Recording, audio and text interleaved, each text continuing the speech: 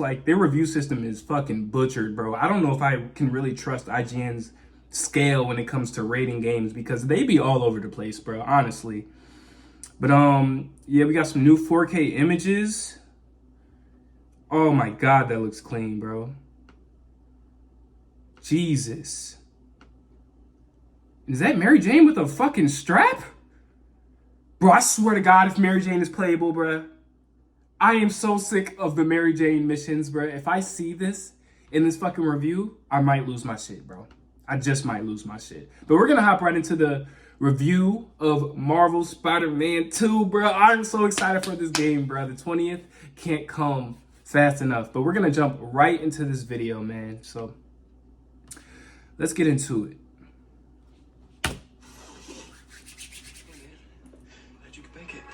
With Marvel's Spider-Man 2, Insomniac has the unenviable task of following up two riveting superhero fantasies full of excitement and heart. While that may sound like a good problem to have, the question becomes, where do you go from there? Well, its answer is to double down. Double down on Spider-Man, double down on the size of the map. God, double that down was so on good. explosive action sequences. In doing so, the studio has crafted another consistently exciting rollercoaster ride and the best story of the series yet. But stand the original alongside the sequel in other ways, and it can look a bit like two Spider-Man games pointing at each other. The excellent combat hasn't gotten old, but it is largely the same fun as before. And despite that larger map, most of That was one of my concerns I had said in my previous videos, is that I thought that the fighting looked kind of familiar, it looked kind of the same, but damn, it looks like that's kind of true here. That kind of sucks. the open world activities found within it are in desperate need of evolution. The result is a blockbuster in the most modern sense of the word. Undeniably thrilling for long stretches, but by the numbers for others.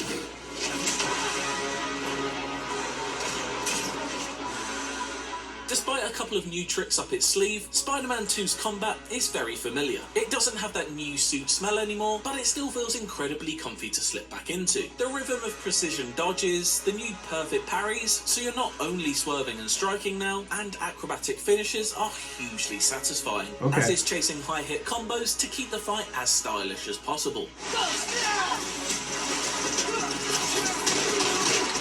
Oh my goodness. The movement is smooth and the hits are crunching, like some sort of peanut butter hybrid that every one of your foes is allergic to. Power and elegance are brought together in a brick-to-the-face ballet as enemies are thrown around like dolls, juggled in the air, slammed across concrete floors, and slung into each other like body-armoured bowling pins.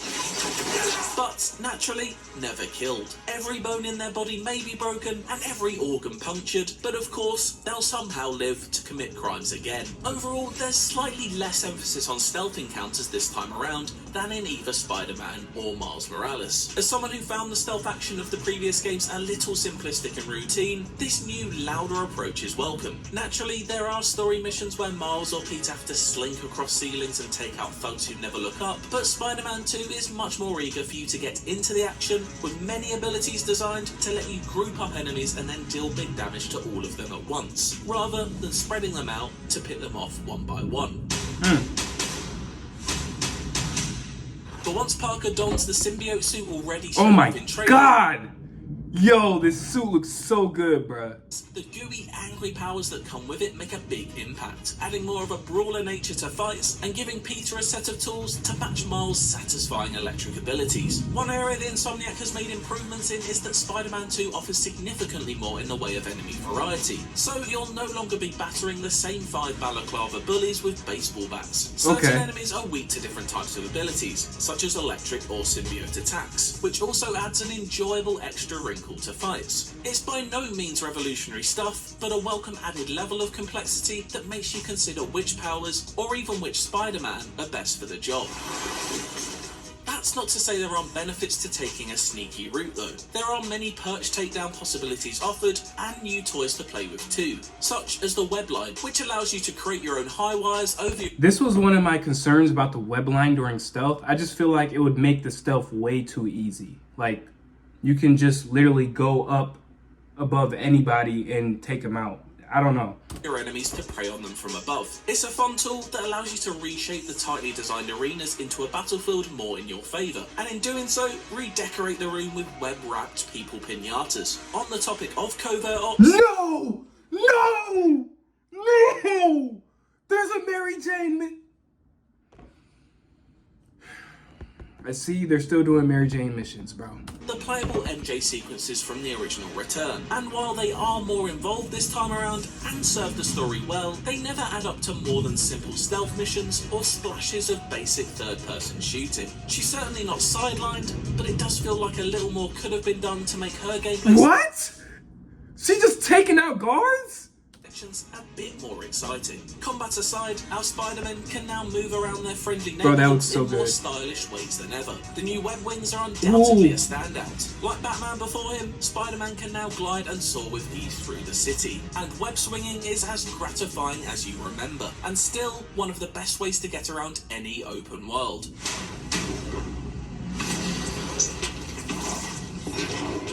The story swings just as elegantly between upbeat hijinks and solemn moments of reflection. It's undeniably a fun time to don the suit and enter a Kratos-like rage mode where you push in both thumbsticks and start one-hitting everything in your path. But the writers never once forget to take their eyes off the humanity inside these superhumans. The same can be said for both its heroes and villains, as Spider-Man 2 tackles the reasoning behind each character's actions and the good that can hide in the shadows of evil. Avoiding spoilers, the basic premise revolves around Kraven the Hunter, who is, well, craving a hunt. For those uninitiated in the character, he's essentially the Predator, an apex hunter blessed with super strength who has chosen New York as his next hunting ground.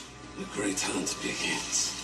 It's a great starting point that sends the city's hero and villain dynamic into flux as he sets his sights on the biggest prey possible. There are also smaller stories at play though, ones that may seem less important when compared to the citywide chaos, but feel like potential world enders to those who inhabit it. Both Spider-Men tackle the most extreme examples of trying to manage a work-life balance you could imagine, exploring a range of personal issues including strained relationships and loss that plague us as humans, no matter how superpowered we may feel. It's the best written story in the series yet, if still a little cheesy at times, with performances worthy of the script. It's a real triumph that manages to cover such a wide spectrum of themes without suffering from tonal whiplash. You made it. I thought you said this was a startup. I'm not gonna lie, his face is starting to grow on me.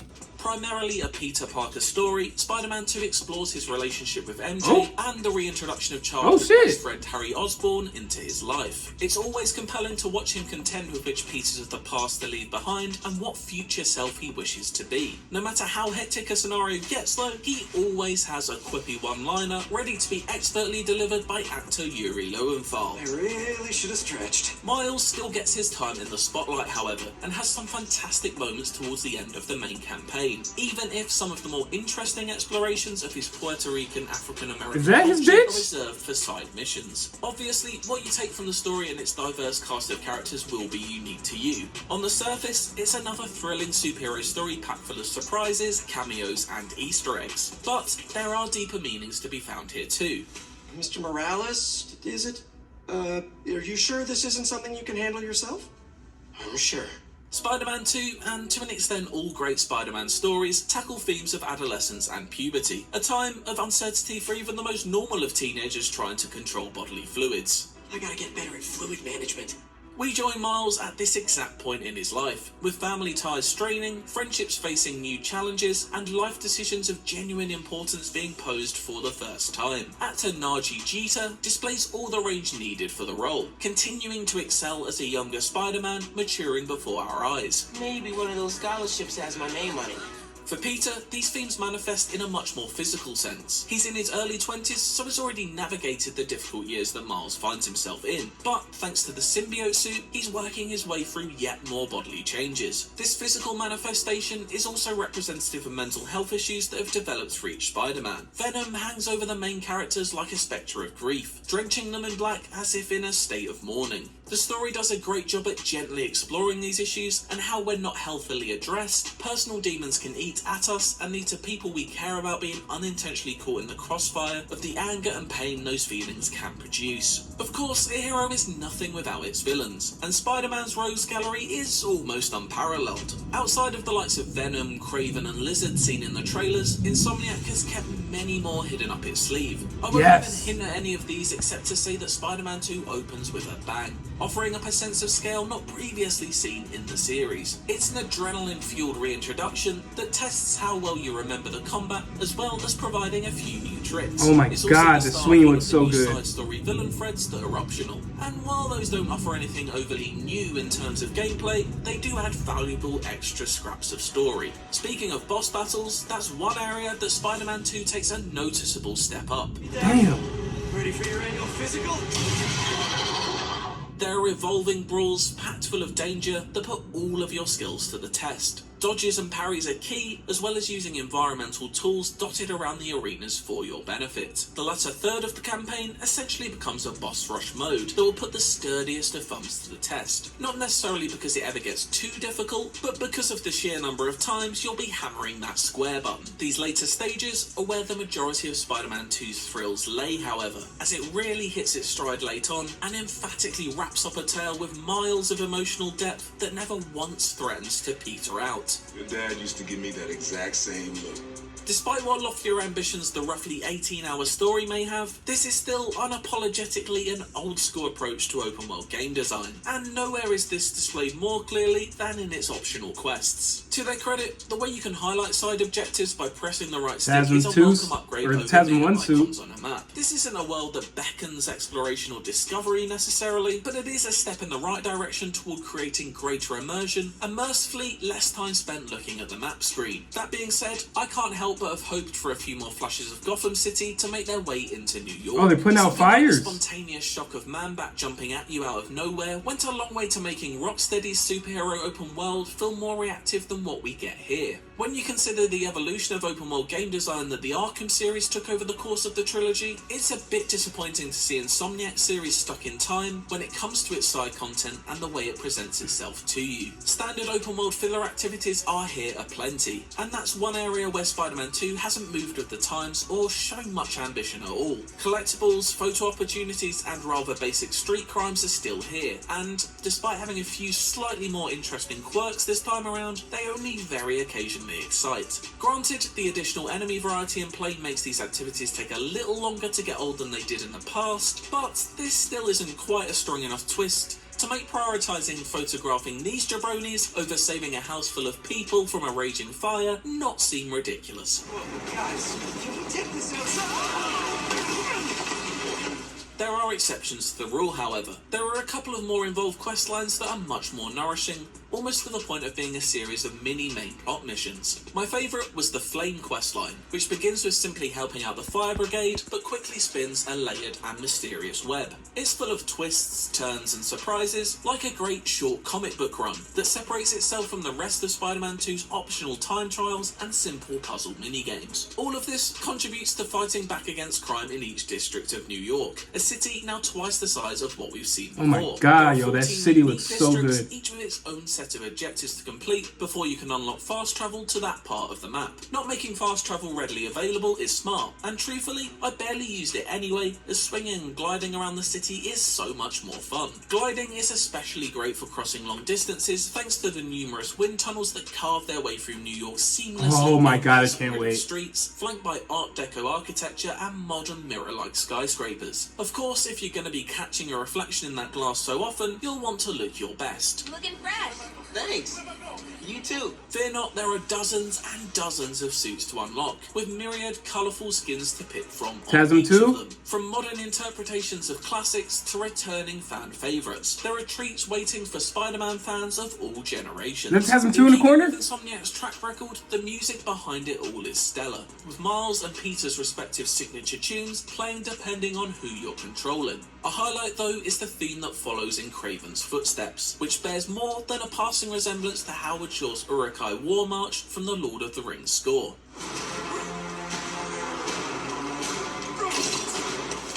It soundtracks a world that looks stunning even when played in performance mode at a very stable 60 FPS, as I did for almost all of my playthrough. In fact, Spider-Man 2 is a technical marvel as a whole. I can't say I noticed one drop frame in my dozens of hours of playing. This allows cool. Spider-Man 2 to shine in its most jaw-dropping moments, of which the story offers many. As explosive action, sparkling electrical effects, and fittingly slimy symbiote gloop fill the screen. So, what do you think?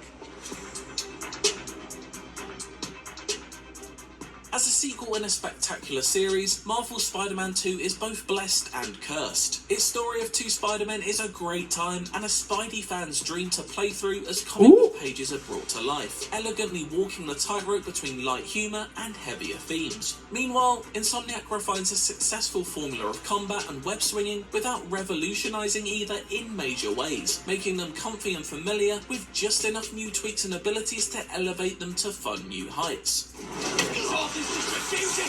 The part that feels like it actually needed a radical rethinking is the open world of New York City, which has been made bigger but not better, with an exhausting checklist of mostly repetitive side activities. But it's safe to call this another thrilling Spider-Man adventure that delivers Insomniac's best tale yet. And despite its open world falling short, it is a reliably fun superhero power trip. And you know what? Screw it.